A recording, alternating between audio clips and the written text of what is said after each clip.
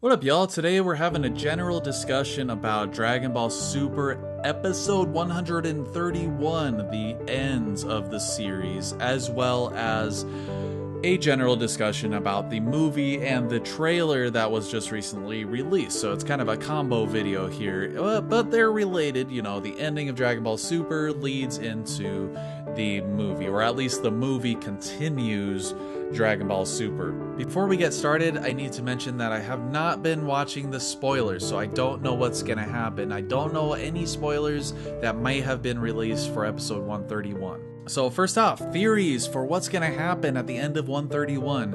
Very exciting stuff here. If y'all saw my review for 130, you know that I loved the episode until a certain point, and then it just kind of went into something that I just didn't really like about it. But leading into episode 131, we have 17 and Frieza versus Jiren. So like, how weak does Jiren have to be now to face off against a weakened Frieza and 17? So 17, yeah, he was knocked out and stuff like that, but he still should have the same amount of power that he's always had.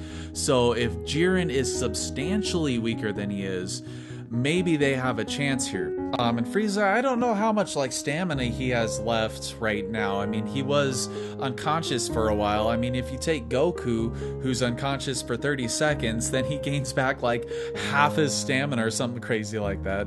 I'm just goofing around about that, but we have fun here. That's what we do. We are sarcastic and have just fun with this. If we don't like something, whatever. It's not a big deal. If we do like something, great. But the stamina thing's been a big issue for me. But here we see a final form Frieza just flying directly at Jiren. Now this shot is amazing. It's making me really hyped for how this episode's gonna look. And I'm really excited that Dragon Ball Super as a whole has really upped the ante and quality of these last couple episodes. And I'm hoping that the whole episode looks this good. But yeah, we have Frieza and 17 fighting against Jiren. This is really like exciting and interesting to think about how much Jiren has decreased in power. If he's where he was in 130, they have zero chance against him, you know? And considering that Frieza was in his golden form at the end of 130, he is now in his final form. So it makes me think that he gets whacked away like yet again and loses his golden form because he just doesn't have enough stamina. 17, on the other hand, shouldn't be losing any stamina whatsoever unless he has like a injured limb or something like that. So I'm interested to see how 17 and Frieza are gonna deal with Jiren and how much weaker Jiren has got, if at all. Also in the next episode preview, we see Goku fighting again, which I have a major problem with.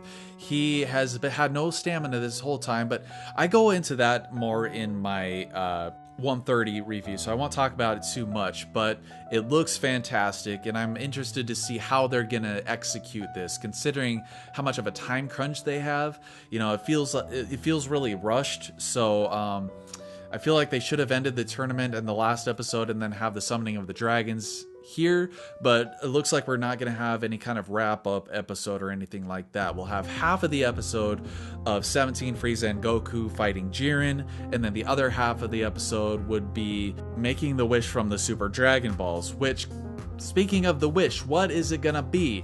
Depending on who's going to win. So I had theorized a while back that Jiren was going to actually wish to make himself weaker because he's so freaking powerful that he can't just lose strength, and now he doesn't have a challenge.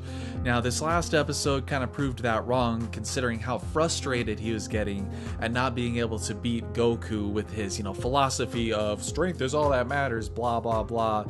I'm kind of hoping they go into this a little bit more and he has like a character arc where he realizes that his philosophy is wrong and that having friends is an important thing to help you motivate, help keep you motivated, and they lift you up like morally. Like, how can you go through life without friends? So before I head into like possible theories, what are your theories? Do you have any? If you do, let me know in the comments. I'm very interested to learn however many kinds of different theories you guys have. it's always fun, you know, theorizing and speculating and stuff like that. Some people knock it for some reason. You know, why it's fun. You know, it's a fun thing to talk about, to theorize what's going to happen and speculate. So we don't know what's going to happen or how this fight is going to end. Like, is time going to run out? Is Jiren going to beat all three of these guys, or are these three guys going to band together to defeat Jiren? So going into Jiren, if Jiren wins, what is he going to wish for? I'm going to theorize that Jiren is going to wish to reverse time. Because of his traumatic past, he's going to reverse time, make it so that he can go back and prevent those things from happening, or, you know, as a child, like, get strong enough to where he can, you know, try to stop the evil whoever or whatever that was from destroying his village and eventually killing his mentor.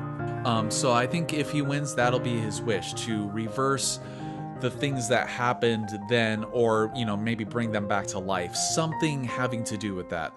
Now, if Universe 7 wins, what do you guys think they will wish for?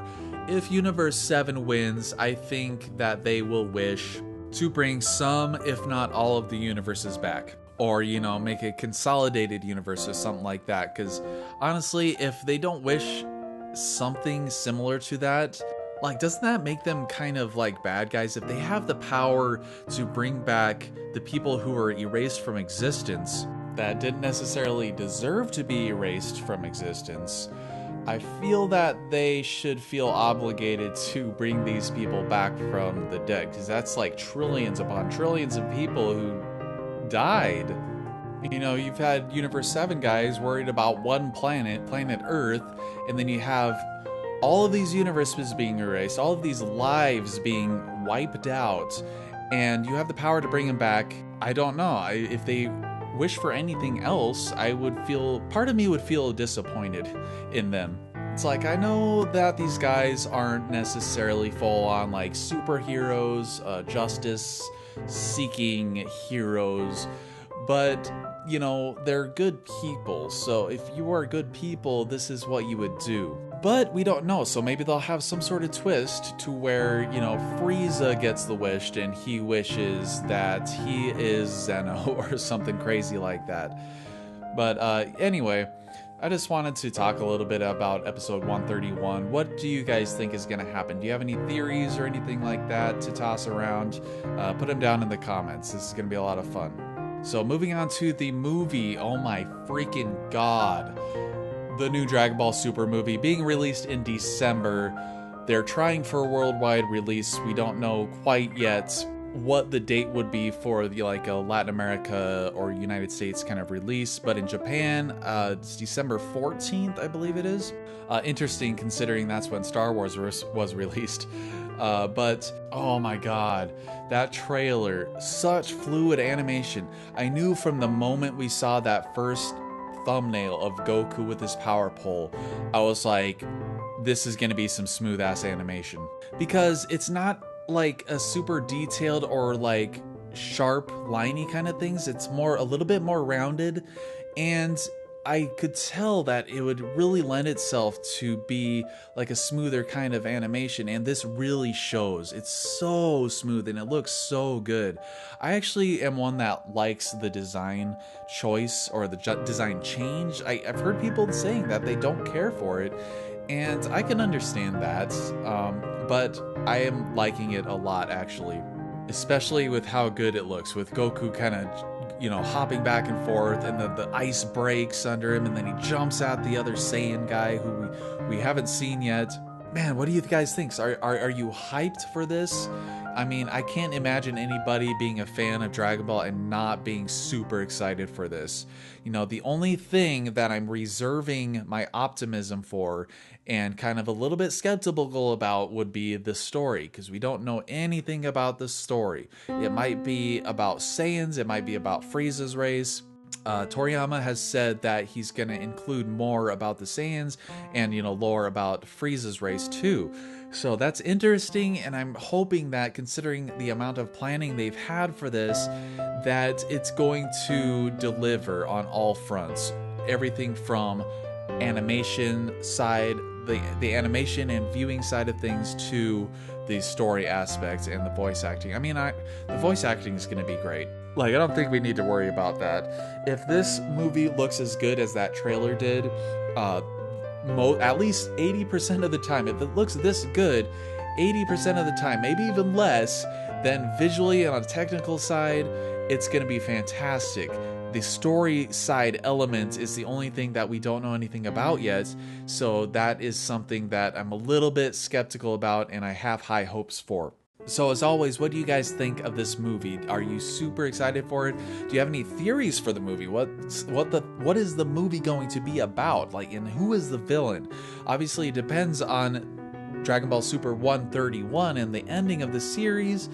Who knows? Maybe Universe 7 gets erased, and maybe the universes haven't been getting erased. Maybe erasure means they are sent to this other world.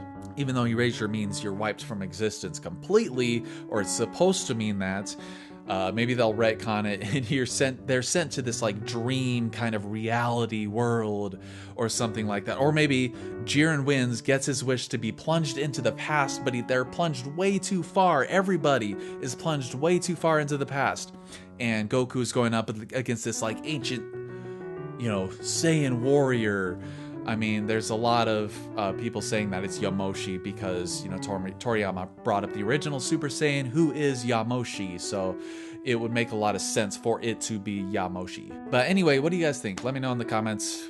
Thanks for joining me in this general discussion. As always, look forward to more content. After Dragon Ball Super is over, I have a lot of plans for some great videos for Dragon Ball stuff, and as well as music. And I go into that a little more deeply in my 500 subscriber special, which will come out soon. Thanks a lot again for joining me, and take it easy.